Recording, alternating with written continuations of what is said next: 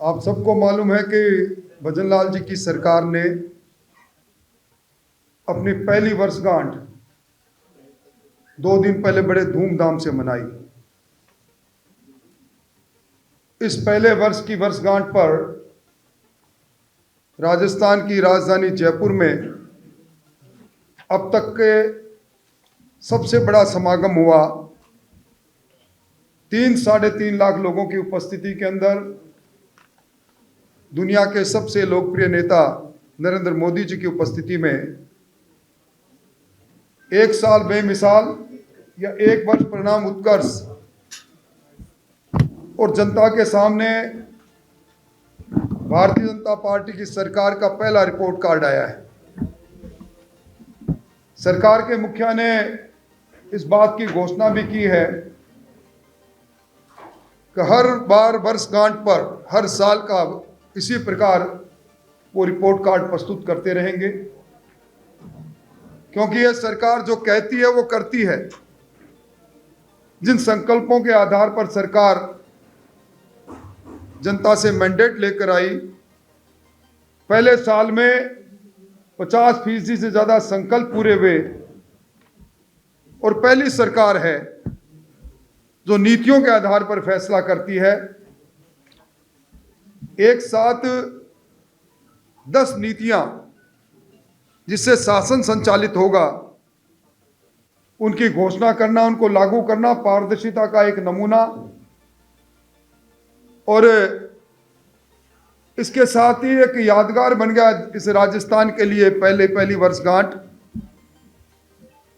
1 लाख से ज्यादा आधारभूत संरचनाओं को मजबूत करने के लिए कामों का शिलान्यास आदरणीय प्रधानमंत्री जी के कर कमलों से हुआ। उद्घाटन हुए, शिलान्यास हुए, स्वीकृतियां हुई। ये पहले कभी नहीं हुआ।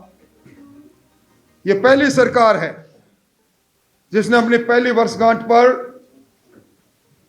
80,000 से ज्यादा सरकारी नौकरियों का एक कैलेंडर जारी किया। इस दरमियान राजस्थान के अंदर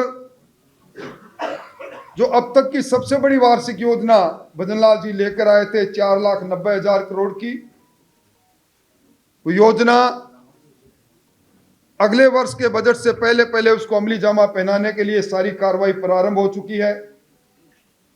और राजस्थान की इकोनॉमी 350 बिलियन डॉलर की बनेगी। ये परिणाम इससे मिलते हैं कि राजस्थान की जीएसटी भी आज की तारीख में 12.56% है। पहली बार कैपिटल एक्सपेंडिचर जिससे आधारभूत संरचनाएं बनती है, इसमें पिछली बार से 65% का ज्यादा का अंतर। और इस सर्जन राजस्थान जिसके बारे में अभी आपको उप मुख्यमंत्री जी बताएंगे, 35 लाख करोड़ का एमओयू, और हर एमओयू को धरती पर उतारने के लिए एक कंपिटेंट ऑफिसर्स, उत्तरदायी ऑफिसर। और ये सबसे बड़ी सौगात जो राजस्थान, जहाँ मात्र 1% पीने का पानी है, अपने पास सरफेस वाटर नहीं, उसमें जो संशोधित पार्वती काली सिंह चंदल परियोजना जिसको राष्ट्रीय योजना का दर्जा मिला है, जिसमें 90% पैसा भारत सरकार का होगा, 70,000 करोड़ की योजना जिसमें 21 जिलों के अंदर 3.25 करोड़ लोगों के पास पीने का पानी पहुंचेगा, जिसके अंदर 2.5 लाख से ज्यादा भूमि सिंचित, 2.5 लाख एकड़ से ज्यादा भूमि सिंचित होगी। और उसके साथ ही एक बड़ी सौगात जिसका जिक्र प्रधानमंत्री जी ने अपने भाषण में किया कि जो फरवरी 2024 को जो भजनलाल जी एमओयू करके आए थे हरियाणा सरकार से, यमुना के सरप्लस वाटर को ताजावाला हेड से लाने के लिए, वो एमओयू भी अब पूरा होगा। और मैं कह सकता हूं कि ये पहली सरकार है जो सरकार अपने पूरे उन कामों को कर रही है, चाहे वो पेट्रोल डीजल के अंदर वेट कम करके 4.5 रुपए से लेकर 5.5 रुपए तक की राहत देने की बात हो, चाहे 450 रुपये में सिलेंडर देने की बात हो, चाहे एमएसपी पर गेहूं में 125 रुपए की बढ़ोतरी की बात हो, चाहे पेंशन के अंदर बढ़ोतरी की बात हो, मैं उन सब की तुलना करूं तो लंबा समय लगेगा। मैं कह सकता हूं कि अब जिस प्रकार का वातावरण बना हुआ है, शायद कांग्रेस को अपच की बीमारी हो गई। एक तरफ सरकार की पहली वर्षगांठ पर बधाई देने के लिए 3.5 लाख लोग सड़क पर थे। कांग्रेस ने अपने इस कार्यकाल का पहला प्रदर्शन किया। सारे तमाम नेता एक जगह पर होने के बाद भी अगर वो 4 अंकों में 1000 लोग भी जुटा पाते तो ठीक रहता। मैं समझता हूं कि ये अपच की बीमारी कांग्रेस को है, जिनको ये जो कीर्तिमान स्थापित हो रहा है, राजस्थान विकसित और शिक्षित राज्य बनने जा रहा है, शायद उसके कारण से उनको अपच की बीमारी हो रही है। इसलिए इस प्रकार के छोटा मोटा प्रदर्शन करके नैरेटिव बनाना चाहते हैं। मैं समझता हूं कि आज प्रदेश कांग्रेस कमेटी के अध्यक्ष जी ने भी कुछ बातें आप लोगों के माध्यम से कही है। वो सवाल कर रहे थे कि मुख्यमंत्री जी का मंत्रियों से कैसा संबंध है, विधायकों से कैसा संबंध है। वो भूल गए पिछली सरकार के अंदर कांग्रेस विधायक दल ही था जिसने त्याग पत्र देने का नौटंकी रच के, और उसके बाद मानेसर और जैसलमेर में 34 दिन तक वो क्यों कैद रहे, इसके बारे में याद कर लेते तो ज्यादा ठीक रहता। डोटासरा जी शिक्षा मंत्री जी पर भी टिप्पणियां कस रहे थे। शायद डोटासरा जी भूल गए कि वो भी शिक्षा मंत्री थे, और शिक्षक दिवस पर मुख्यमंत्री जी ने जब शिक्षकों से सवाल किया कि तबादलों में भ्रष्टाचार तो नहीं, पूरे पंडाल में खड़े शिक्षक एक साथ खड़े होकर कहने लगे भ्रष्टाचार ही भ्रष्टाचार है। पेपर लीक पर वो कहते हैं कि चूहे पकड़े हैं, शायद 250 लोगों की गिरफ्तारी उनको चूहे नजर आ रही है। आरपीएससी के उत्तरदायी सदस्यों की गिरफ्तारी उन्हें पच नहीं रही है, और निश्चित तौर पर जो जो परत खुलेगी उन चेहरों से पर नकाब हटेगा जिन्होंने कोचिंग सेंटर के नाम पर पर्चों का विक्रय करने का काम किया। आज पहले नौकरियां बिकती थी, अब नौकरियां योग्यताधारी के लोगों के पास आती है, और भ्रष्टाचार का जो तांडव उस समय हो रहा था। ईआरसीपी पर वो कह रहे हैं, ईआरसीपी को लटकाया झटकाया किसने, और पहली बार ईआरसीपी मूर्त रूप ले रही है, शायद उन्हें ठीक नहीं लगा। डोटासरा जी खुले मंच की बात कर रहे हैं, बहस को तैयार है। मैं डोटासरा जी को चुनौती दे रहा हूं, फरवरी के अंदर विधानसभा का सत्र आ रहा है, चूक मत जाना, उस समय सवाल खड़े करना। आज ये वही संस्कृति है जो लोकसभा और विधानसभा में बहस से और तार्किक बहस से बचना चाहते हैं। शर्मसार हो गया उस समय लोकतंत्र जब सरेआम विपक्ष के नेता के नेतृत्व में धक्का मुक्की होती है। मैं समझता हूं उससे बुरी कोई बात हो नहीं सकती। जनता से क्या संबंध है, ये संबंध शायद उपचुनाव के अंदर कांग्रेस अभी भूल गई कि 3 जगह पर 2 नंबर और 3 नंबर पर कांग्रेस गई, और भारतीय जनता पार्टी ने 2024 में इन 7 विधानसभाओं में जितने मत लिए थे उससे 15% अधिक मत लिए। मोटे तौर पर मैं कह सकता हूं कि ये जो रिपोर्ट कार्ड पहला आया है जनता के सामने, ये रिपोर्ट कार्ड आगे बढ़ेगा, और हम जहां एक और जिन 1 लाख मकानों की प्रधानमंत्री आवास योजना का में निर्माण कार्य प्रारंभ हुआ है, 80,000 शहरी क्षेत्र में प्रधानमंत्री आवास योजना का निर्माण कार्य प्रारंभ हुआ है। हमें हर घर जल पहुंचाने के संकल्प के साथ हर घर में बिजली, और विशेष तौर पर 15,000 करोड़ रुपए राजस्थान के सड़क तंत्र पर लग जाना, इतनी बड़ी उपलब्धियां हैं। इन उपलब्धियों भरे इस शासन के 1 साल में कांग्रेस को शायद अपनी बातें याद आ रही होगी। मोटे तौर पर मुझे इतना ही निवेदन करना था, आपके सवालों का जवाब मैं दूं। इससे पहले मैं माइक दे रहा हूं हमारे योग्य उप मुख्यमंत्री बैरवा जी को। वो रिसर्जेंट राजस्थान के अंदर जो एमओयू हुए हैं उनके बारे में आपको बताएंगे। फिर मेरे दाईं और बाईं और हमारे खाद्य मंत्री बैठे हैं, किस प्रकार इन्होंने अपने छोटे से कार्यकाल के अंदर गरीबों को जो पहले मुहैया अनाज नहीं होता था, उसमें क्या क्या इन्होंने प्रगति की है उसके बारे में बताएंगे। राजस्थान में भारतीय जनता पार्टी की सरकार का और माननीय भजनलाल जी की सरकार का 1 साल पूरा हुआ और उसमें पहले दिन से ही माननीय भजनलाल जी ने जिस सोच को आगे बढ़ाया, जिस विजन को माननीय यशस्वी प्रधानमंत्री नरेंद्र मोदी जी के विजन को एक संकल्प लेते हुए आगे बढ़ने का काम किया। और उन्होंने अभी हमारे वरिष्ठ नेता सम्मान्य राठौड़ साहब सारी बातें बताई आपको। उनमें से उन्होंने 1 अगस्त को राइजिंग राजस्थान मीट समिट का एक आयोजन रखने की सोच रखी और वो 4 महीने के भीतर ही एक राइजिंग राजस्थान मीट समिट 9 दिसंबर और 11 दिसंबर को माननीय यशस्वी प्रधानमंत्री नरेंद्र मोदी जी के मार्गदर्शन में हुआ। और उसमें हमारे 32 देशों ने इसमें भाग लिया। जो इन्वेस्टर थे उनमें माननीय यशस्वी मुख्यमंत्री भजनलाल जी शर्मा हर देश में गए और उनसे MOU करके आए और यहाँ पर 32 देशों ने आकर इस समिट में भाग लिया और अनेक राज्यों से भी यहाँ इन्वेस्टर आकर इस समिट में भाग लेकर और MOUs किए और 35 लाख करोड़ रुपए के MOUs इस समिट में हुए हैं, जो हमारे इस राजस्थान के लिए एक बहुत बड़ी सौगात हमारे युवाओं के लिए होगी। हमारे युवाओं के लिए ही नहीं बल्कि हमारे राजस्थान की आर्थिक स्थिति, राजस्थान के उत्थान के लिए बहुत एक बड़ा MOU हमारे यहाँ हुआ। और एक सोच के साथ जो हमारे यशस्वी मुख्यमंत्री जी की सोच थी कि मैं पहली साल में ये MOU करूं और धरातल पे इन MOUs को उतार कर और यहाँ औद्योगिक स्थापित करूं, उसे को लेते हुए ये MOUs हुए हैं। और इसके लिए उन्होंने एक डिपार्टमेंट भी अलग घोषणा की है कि जिससे हमारे उद्योग लगाने वाले सभी इन्वेस्टरों को कहीं कोई दिक्कत नहीं आए। तो एकल खिड़की के तहत वो सब अपना इन्वेस्ट जो उद्योग धंधे लगा रहे हैं वो एक उनको कहीं कठिनाई नहीं आए।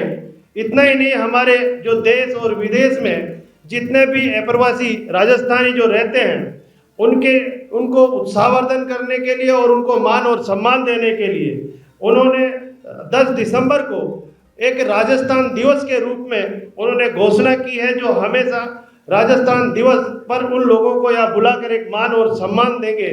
और हमारे जितने भी राजस्थानी भाई जो देशों में और हमारे अनेक राज्यों में रह रहे हैं, वो इस धरती का जुड़ाव उनकी आत्मा में है। जिस तरह से उनका विजन और जिस तरह से इस राजस्थान में एक अपार संभावनाओं को देखते हुए हर इन्वेस्टर और राजस्थानी भाई यहाँ पर उत्सुक थे उसे राजस्थान में औद्योगिक क्षेत्र में बढ़ने के लिए और उन्होंने औद्योगिक धंधे स्थापित करने के लिए। तो मैं मानता हूँ कि ये इन्वेस्टमेंट इस राजस्थान के लिए एक बहुत बड़ी सौगात होगी और हमारे युवाओं को इसमें बहुत बड़ा रोजगार मिलेगा, क्योंकि ये राजस्थान युवाओं का प्रदेश है और युवा हमारा सशक्त होगा, युवा हमारा रोजगार युक्त होगा। तो इस राजस्थान को उत्थान के लिए, राजस्थान के विकास के लिए नया आयाम छुएगा। नेतृत्व में प्रगतिशील राजस्थान, इसका उदाहरण हमने 17 तारीख को देखा जब माननीय प्रधानमंत्री नरेंद्र मोदी जी जयपुर आए तो जो अपार जनसमूह आया, ऐसा जनसमूह आज तक जयपुर में नहीं आया। और मैं खुद अपने क्षेत्र और उसका उदाहरण देता हूँ कि पहली बार ऐसे हुआ कि गांव से जो संख्या थी कि हमारे आने वाले ज़्यादा हो रहे थे और बसें कम पड़ थी। ये इसलिए उत्साह था और ये उत्साह का कारण ये कि 1 वर्ष में जो माननीय मुख्यमंत्री जी ने कार्य किया, जो एक एक क्षेत्र में कार्य किया, आपके आगे राठौड़ साहब ने, बेरवा साहब ने बात रखी, पर मैं उस क्षेत्र रेगिस्तान से आता हूँ, बताना चाहूँगा कि हर क्षेत्र में जो काम देखने को मिला वो कभी नहीं मिला। चाहे 5 किलोमीटर प्रत्येक विधायक को जो सड़कें थी वो सड़कों के कार्य पूरे के पूरे हो चुके। जो पिछले विधायक में पिछले कार्यकाल में विधायक थे, पूरे 5 साल में अशोक गहलोत जी ने 5 करोड़ की सड़कें दी और पहले साल में प्रत्येक विधायक को 5 करोड़ की सड़क दी और सड़कों का काम पूर्ण हो चुका। आपदा के तहत जो सड़कें क्षतिग्रस्त हुई, सारी सड़कों के टेंडर हो गए। नगर पालिका नगर निगम के लिए पहले साल में सड़कों के लिए राशि जारी की गई, केंद्र के माध्यम से CRF के लिए सड़कों का लिए राशि जारी की गई, ग्रीन एक्सप्रेस कॉरिडोर जारी किए गए और जल्दी उनके डीपीआर बनकर बनेंगे तो पूरे राजस्थान में विकास के नए स्थापित होंगे। माननीय राठौर साहब ने बताया पेट्रोल डीजल का मैं गंगानगर रामगढ़ बीकानेर की बताऊं, 7 रुपए 18 पैसे पेट्रोल के दाम और डीजल के 6 रुपए 60 पैसे के दाम कम करके पहली 3 महीने में करके दिखाई। इससे बड़ा काम आप किसी सरकार ने दिखाया। अशोक गहलोत जी सदन के पटल पर बोलते रहे 5 साल और कई दाम कम नहीं करे, 30 महीने दाम कम करके सरकार ने अपनी मंशा जाहिर करी। मंशा जाहिर करी, चाहे 2000 रुपये किसान को किसान सम्मान निधि योजना से हो, चाहे चिकित्सा व्यवस्था को सुधारने के लिए ग्रामीण अंचल में उप स्वास्थ्य केंद्र हर विधानसभा में उनके टेंडर जारी हो चुके हैं, काम शुरू हो चुके हैं। प्राथमिक स्वास्थ्य केंद्र के लिए बजट जारी हो चुका है और पशु केंद्रों के लिए बजट जारी हो चुका है। नए पशु केंद्र बने। ये बातें मैं इसलिए रख रहा हूं क्योंकि हम उस रेगिस्तान क्षेत्र से आते हैं जहां हमारे सबसे ज्यादा महत्वपूर्ण कार्यों का होता है। सरकार ने उन कार्यों में सबसे ज्यादा महत्व दिया जो अंतिम छोर पे बैठा ढाणी में बैठा व्यक्ति उसको लाभ मिले। किसानों के लिए विद्युत आपूर्ति जो अशोक गहलोत सरकार ने गड़बड़ाई की थी, आप ये देखिए व्यवस्था सुधरी है। गांव में नए जीएसएस का निर्माण हो रहे हैं और केंद्र सरकार की आरडीएसएस योजना के माध्यम से गांवों के विद्युत आपूर्ति तंत्र सुधारा जा रहा है। 33 केवी के जीएसएस, 132 केवी के जीएसएस और माननीय मुख्यमंत्री जी का जो पूरे राजस्थान के किसान इंतजार कर रहे हैं 2027 में इनमें 6 घंटे बिजली मिलकर राजस्थान में ऐसा कीर्तिमान होगा जो भारतीय जनता पार्टी को सरकार को 2028 में वापिस किसानों के बदले सरकार आएगी। और आप देखिए उद्योग में समिट आयोजित किया, पर उससे भी बड़ी बात मैं कहना चाहूंगा कि सबसे बड़ी बात माननीय मुख्यमंत्री जी की जो मॉनिटरिंग है, जो प्रदेश महामंत्री के नाते 15 साल उन्होंने मॉनिटरिंग करी संगठन की, वही मॉनिटरिंग आज सरकार चलाने में काम आ रही है। जो माननीय मुख्यमंत्री जी की माइक्रो मॉनिटरिंग है, उसी की बदौलत जो सारी बजट की घोषणाएं वो धरातल पर हो रही है, लागू हो रही है। प्रभारी मंत्री के नाते हमें भी जिम्मेवारी थी कि हम जब जिलों में जाते हैं तो उनका इंक्वायरीज करते हैं कि लैंड अलॉटमेंट कार्य शुरू हुआ है तो उस बदौलत कार्य तेज गति से हर जगह शुरू हो रहे हैं। तभी राजस्थान की जनता में जो उत्साह आपने 17 तारीख को देखने को मिला वो इसी वजह से मिला कि पहली बार उन्होंने ऐसी सरकार देखी जो पहले वर्ष में ही काम धरातल पर करके जमीन पर काम उतर कर आ रहे हैं। तो जनता में ये उत्साह है कि पहले साल ये काम है, आगामी 4 साल में कितना काम होगा, वही मनोबल बढ़ाने राजस्थान की जनता माननीय मुख्यमंत्री जी और भारत के अध्यक्ष प्रधानमंत्री नरेंद्र मोदी जी का आह्वान करने 17 तारीख को। मेरा विभाग जो खाद्य और नागरिक आपूर्ति मंत्रालय है उसमें माननीय मुख्यमंत्री जी के निर्देश अनुसार उनका ये निर्देश है कि जो वंचित लोग हैं, जो आज भी खाद्य सुरक्षा योजना से बाहर हैं, उनको हम योजना में शामिल करें। क्योंकि ये बात है कि इसमें केंद्र सरकार की राष्ट्रीय खाद्य सुरक्षा अधिनियम 2013 की धारा 9 के तहत 4 करोड़ 46 लाख राजस्थान की सीमा है। जब हमारी सरकार आई तो उस समय 12 लाख की खाली थी रिक्त स्थान। हमने 12 लाख जुलाई अगस्त सितंबर में लाभार्थी जोड़े, जिसमें सबसे प्रथम जितने भी विशेष योग्यजन है 2 लाख विशेष योग्यजनों को हमने खाद्य सुरक्षा में जोड़ा और 10 लाख जो विवाहित महिलाएं हैं उनको जोड़ा और अवैध बच्चे थे उनको जोड़ा। और उसके बाद डोर टू डोर डिलीवरी, ताकि जो 18 से कम और 60 से ऊपर जो निराश्रित हैं उनको घर घर जाकर राशन उपलब्ध कराया गया। और साथ में माननीय मुख्यमंत्री जी के निर्देश अनुसार हमारा ये प्रयास है कि जो वंचित है उनको जोड़ा जाए। उसके लिए हमने 3 चीजें प्रारंभ करी है मुख्यमंत्री जी के निर्देश अनुसार। पहली कि 31 दिसंबर तक तो सुप्रीम कोर्ट के भी निर्देश है कि ई-केवाईसी करानी जरूरी है। अभी हमारे 4 करोड़ 44 लाख लाभार्थी, 4 करोड़ 40 लाख में से उनमें से लगभग 3 करोड़ 81 लाख लाभार्थियों ने ई-केवाईसी कराई है। 31 दिसंबर तक जो ई-केवाईसी नहीं कराएंगे वो 1 जनवरी से स्वतः इस योजना से बाहर हो जाएंगे। और दूसरा, माननीय मुख्यमंत्री जी ने कहा कि जो सक्षम लोग हैं वो इस योजना से स्वयं जीवक अभियान के तहत बाहर हुए। और मुझे बताते बड़ा हर्ष है कि राजस्थान के प्रत्येक खाद्य उचित मूल्य दुकान पर बैनर लगाए गए और हर जगह फॉर्म उपलब्ध कराए गए और रोज हजारों की संख्या में जो सक्षम लोग हैं वो जीवक अभियान के तहत जो अपने खाद्य सुरक्षा से अपने नाम हटवा रहे हैं, जिसमें 4 व्हीलर जिसका स्वयं का है वो, और जो इनकम टैक्स पेई है और जिसके परिवार में सरकारी कर्मचारी अर्ध सरकारी कर्मचारी वो हजारों की संख्या में रोज हट रहे हैं, तो उससे भी स्थान उपलब्ध होगा। और तीसरा अभियान हम 1 जनवरी से माननीय मुख्यमंत्री जी के निर्देश अनुसार कि जो वास्तव में गाँव में वंचित गरीब लोग रहे हैं उनको नए नाम जोड़ना शुरू करेंगे, जिसमें गाँव का ग्राम सेवक, पटवारी और बीएलओ क्षेत्र का और स्कूल का प्रिंसिपल, ये चारों उस कमेटी आगे अनुशंसा करेगी तब उन लोगों को जोड़ा जाएगा। ये बहुत बड़ा कार्य है जिससे हम उम्मीद करते हैं कम से कम 35 से 40 लाख लोग जो वंचित, जो गरीब वास्तव में घुमंतू जातियों के जो बाहर काम करते हैं, झुग्गी झोंपड़ियों में रहने वाले जो वो लोग जो वंचित हैं उनका 1 जनवरी से अभियान से शुरू करके इस योजना में जोड़ा जाएगा। और उसके साथ ही माननीय मुख्यमंत्री जो है बड़ा ऐतिहासिक जो कार्य किया गया, जो हमारे संकल्प पत्र में था कि किसानों को गेहूं का समर्थन मूल्य 2700 रुपए तक देंगे। तो उसमें पहले वर्ष में माननीय मुख्यमंत्री जी द्वारा 100 रुपए का नवांश बोनस की घोषणा की गई, जिसके तहत 20 लाख मीट्रिक टन का सरकार ने लक्ष्य रखा था, जिसमें बाजार के भाव अच्छे होने से 12.05 लाख मीट्रिक टन गेहूं सरकार को एमएसपी पे दिया, जिसमें 150 करोड़ रुपए राज्य सरकार द्वारा राशि दी गई।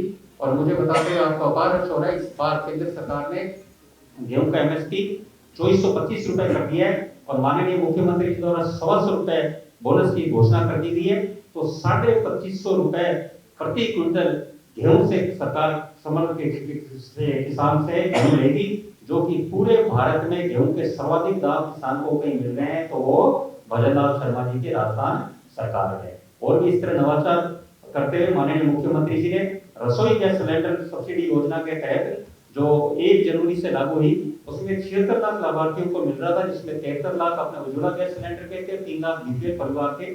उसमें जब बजट पेश किया गया तो माननीय मुख्यमंत्री जी द्वारा जो खाद्य सुरक्षा एनएफएस से लाभार्थी हैं उनको भी 450 रुपए में सिलेंडर सब्सिडी में देने की घोषणा की गई, जिसके तहत अभी तक 30.21 लाख परिवारों ने उसमें अपना एनरोलमेंट कराया, जिसके तहत पहली किस्त सितंबर माह की अभी उदयपुर में जो महिला सम्मेलन आयोजित किया गया उसमें 40 करोड़ की सब्सिडी सीधे खाते में उनके जारी की। और